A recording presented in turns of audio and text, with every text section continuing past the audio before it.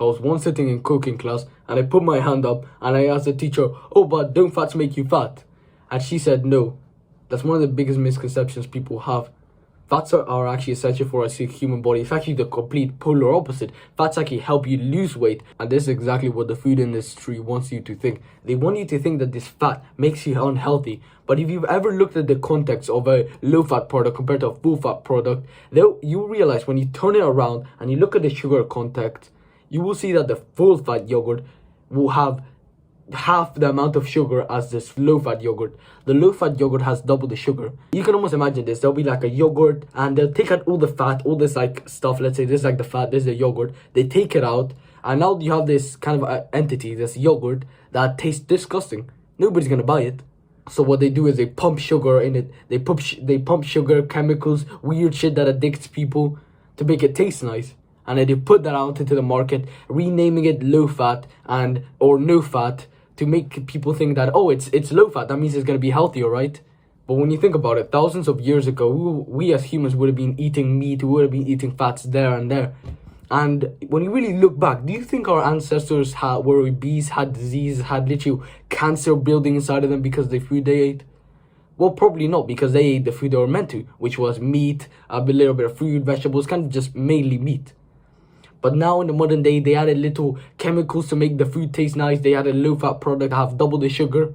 And you want to know something interesting? As soon as they added the food pyramid, as soon as they added the low-fat products, diseases, cancer, diabetes started to skyrocket in America. And people are thinking, oh, I'm getting fat, I'm getting fat. So you keep buying the low-fat product that just makes them fatter and fatter and fatter. You can almost imagine this. You'll be sitting there, you'll be eating some low-fat product, and it's got double the sugar, and you just sitting there watching this YouTube video or a YouTube video. You're going to be sitting there eating it, and all this energy or sugar is being stored in your body, making you fat for real.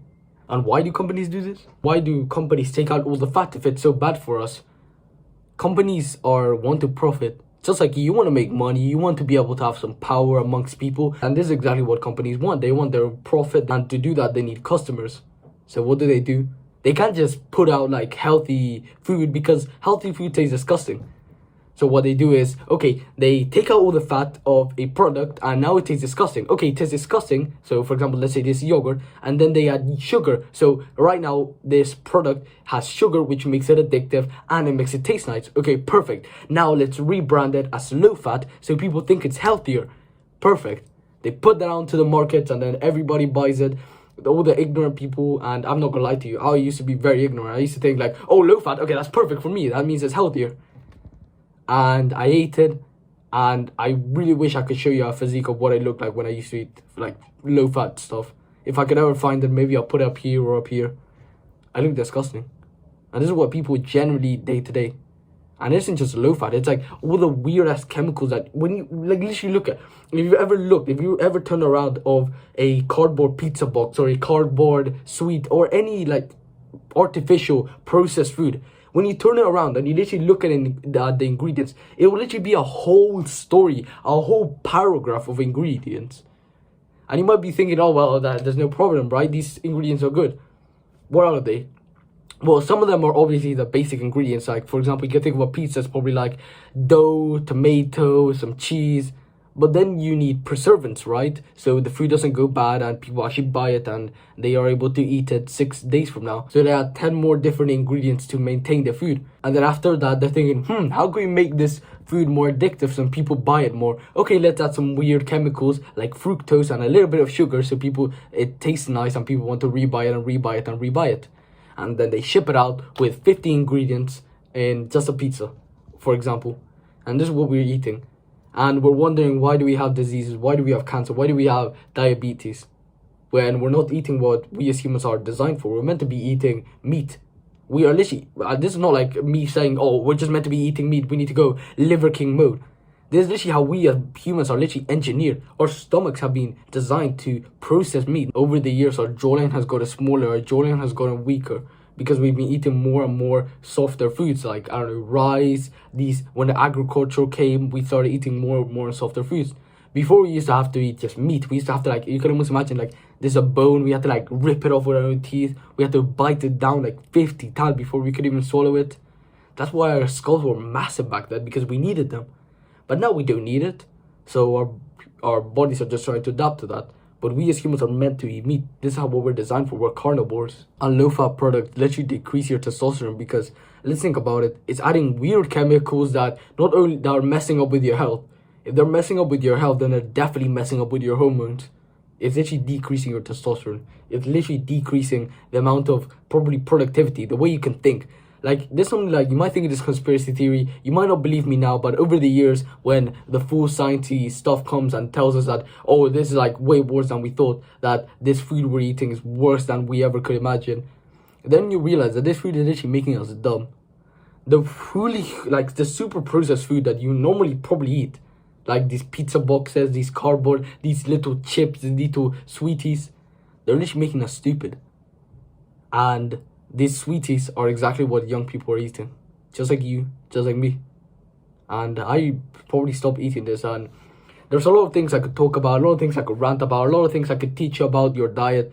But I don't want to, I'm not your mom, so I'm going to leave you with 2 actionable things you can take away from this video and actually implement into your life. So, well, like I said, low-fat products are basically products like a yogurt that all the fat is taken away. And then to compensate with the taste, they shove it with sugar. They make it taste nice so people buy it. And we know that sugar actually makes you fat. We know that we are meant to be eating fat. It's essential for us humans. We're literally designed to be that way. Like the meat we used to eat had fat. So what you can do is just buy the full fat products.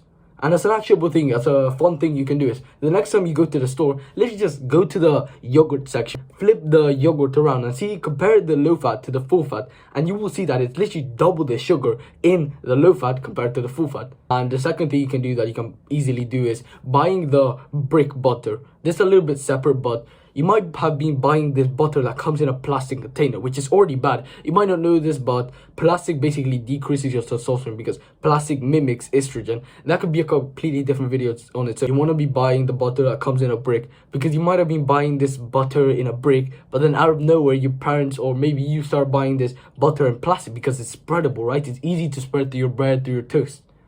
But the reason it does that is because it's got no fat.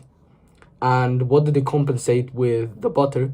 They put rapeseed oils, they put seed oils, which also decrease your testosterone because they act like estrogen in your body. So start buying the brick butter that comes in like that aluminum foil, like wrapped it up like in a brick. That is the butter you want to literally slice off, like break the toast in your bread. It should literally be as hard because fat, you can almost imagine like fat in your body is not kind of spreadable. Is fat spreadable?